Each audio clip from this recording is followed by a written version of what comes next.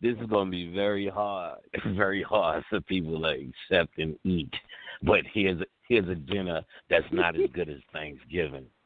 Let me explain some from the occultist standpoint, which is the perspective I stand on, and I understand. No one. You have to be born, and something in you has to be able to hear this frequency. So I'm not here to convince anybody of a point of view or debate anybody. But the more we suffer, or the more you see this humanity control slip away from us, that means the more our spiritual prowess is growing. And what you are, as I heard some of what Phil was saying, is greater than atoms in humanity. So that thing that's greater than atoms in humanity, for it to rise, humanity has to suffer. So as odd as it seems, you got to remember, we ran the planet for millions of years. What are you going to do, take over Africa again? First and foremost, you're a universal entity and all things are yours. This entire world is yours. Chinese people are yours. You invented them. You understand what I'm saying? So we have to think bigger. If they regulate us down to this landmass, then you just become another player in the game that you created. You get what I'm saying? So we are doing bigger things. So to be honest, from my perspective, they can have all of that shit, because what we own is endless, forever, has no beginning and no end. It's only up to us to take our birthright. Our birthright is way beyond a continent.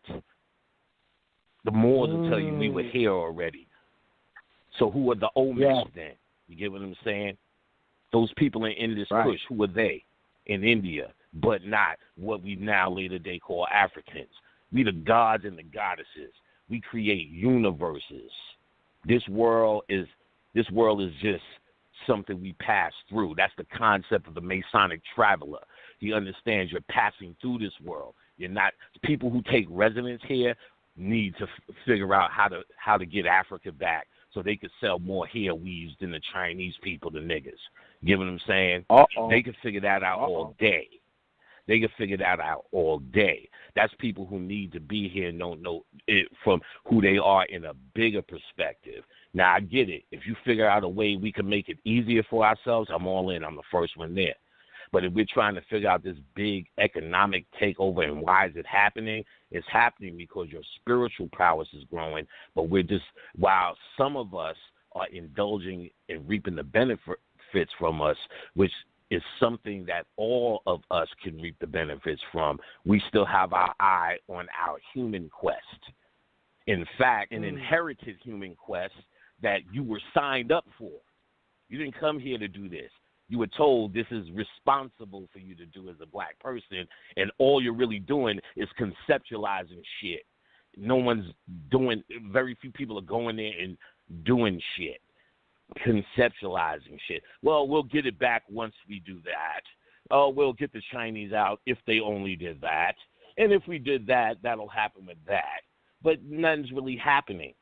But what is happening, if you jump on this spiritual shit, what is happening, you'll see some magnificent shit. You will realize and feel magnificent shit. You get into your shit, the world will follow you. You got to understand how they follow us anyway, but we're just doing dumb shit. We made rap music, some of the ignorant born in some of the most ignorant and hard places in this country at the time. And now rap music runs the world. Everyone wants to do it. So they follow us even in our ignorance. So if we become spiritually adept and know who we are as a more holistic spiritual being, the world will follow our lead. So all of those good human things you want will fall into order. They won't fall into order because you're chasing it at the wrong angle of power. The angle of power you're trying to come at is your worst angle. You're trying to be a better human through the vehicle of humanity, and humanity itself is a flaw. You want to become a spiritual being, and your humanity follow your spiritual cue. So if I had to say something was going to save us, you better get into your magic, into your spirituality, into your old ancient science, because that's how you ran the world when you were doing it millions of years. I didn't run the world for millions of years stock up in my DNA all this information only just to run the world again. I'm trying to move on to better things. So from the occultist standpoint, the real answer is, and I know it's hard for some people, is I don't give a fuck what China's doing in Africa. I'm beyond it at this point. In my DNA, I realize what we did there. I reap the benefits because the true book, the true land is in you, where you stand. So what are you doing in your environment? Yes, sir. Why? The powers that be practice magic. And one of the things I got to tell the whole audience now, when I came to your first lecture that was at the Black Lady Theater, all those so-called witches and warlocks, they came in with some fat wallets and some loaded purses, and they were spending money. Spending money. No, right. Right. Then I said, okay, all right, so maybe it was just a good day on the lunar calendar. I went to the next event. Same thing happened again. I was like, who is this brother named Panic, and how is he pulling in people from Europe? There was somebody from Alaska. Right. I remember last time you was here. There was people from Alaska that came down, and they were spending. All the vendors basically sold out. What is wrong with the average Negro, and how come there's so many folks bust-ass broke and talking about Hotep spirituality? Because they were the same person before. They didn't find spirituality. They found a new language. They found a new outfit. They found a social group to interact with. So the loser aspect, or if we want to call it that, or the destitute mentality, or this trying to make a dollar, trying to struggle mentality, is something that's been programmed into you. And I teach people how to deprogram themselves from this shit. Abundance is just a choice. So I teach people who want to make that choice, how to make that choice through classes, through books, through teaching around the country, through talking for 10 years on Blog Talk Radio, not just information about your graphic, physiology, lunar, atomic, reproduction, DNA, transmorph, genesis, related, ultimate unification of melanated shit, because none of that's helping people. It sounds deep and it sounds like you're being professional. But what people need is practical solutions, everyday ways to change old fucked up habits that were given through you through your fucking slave chip, through your Willie Lynch chip. That's what you really fight in your psyche. That's what we're doing here. Our psyche is programmed. We need to know what, and the psyche has a code in mythology called the underworld. So we need to know how to interact in the underworld. What the symbol Osiris is nothing more than your subconscious mind. We need to know how to interact with that. We know how to interact because when you come into the realm of Osiris, you die, you don't have a body, you come into the realm of your true mind. You have access to many lives. But if you hold on to this life based upon your ignorance, trying to be married to Africa and all that economic shit we didn't accomplish, and black people were poor, and all the kids didn't eat, we weren't businessmen. When you have your mind and you die, you're creating a round-trip ticket to this place that you are now addicted to. And you look at all the mythologies, they'll give you hints and signs not to get addicted. There's a sign Shiva has Hanuman build a kingdom for this king. But Shiva tells him,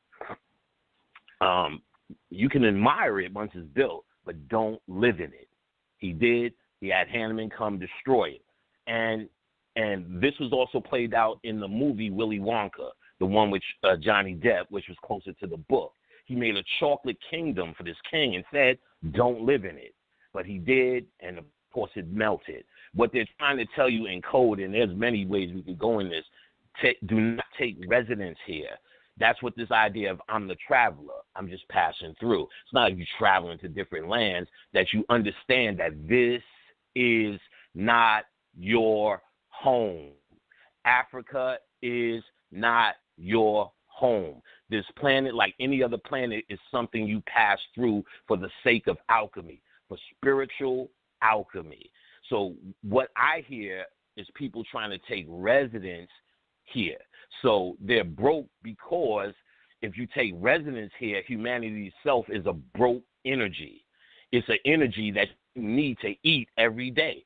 It's just the fact that you need to eat every day is cruel and unusual to that which gets eaten. And I'm talking about grapes too. Cruel and unusual. So the very idea of it is sad. So whatever you invest in it, a good economic black man means something has to suffer. You're in the realm of polarity. Something has to suffer for you to be up. That's why for white people to be up, you are suffering now. The process, the enemy here is this: once you finish doing the work. We have built all the pyramids. See, our problem is we don't realize without knock on the head of this Hiram Abiff shit, we don't realize that we've already done the damn deed. We already got the T-shirt, and it's time for us to do things to move on to our next reality. You get what I'm saying? And so when I see broke people, that's just because they choose to invest in what people tell them they are. And that's even from the conscious community. They tell them you're an underdog. The white man's got you. You need an economic plan. Your boys are suffering. Your daughters are suffering. They're killing you. That could have been my child. Trayvon, you go to the long list of what you think is Black Lives Matter. You go through who are you trying to convince of that? But white people, that you exist and you matter. So long as you invest in that, you're going to be fucking broke all day. As long as you think, because, see, for them to tell you from Africa is the way we now say, well, they're from Europe. No, they're a rogue group of people that we created in a cave that we eventually put in Europe that got out and spread over the world. That's who they are, and we own this world. So they took over the world. Chinese people doing their only benefit as you sleep, as the white man put all of these motherfuckers to sleep. You know what I'm saying? So the idea is you're waking up and understanding you have a more holistic reality.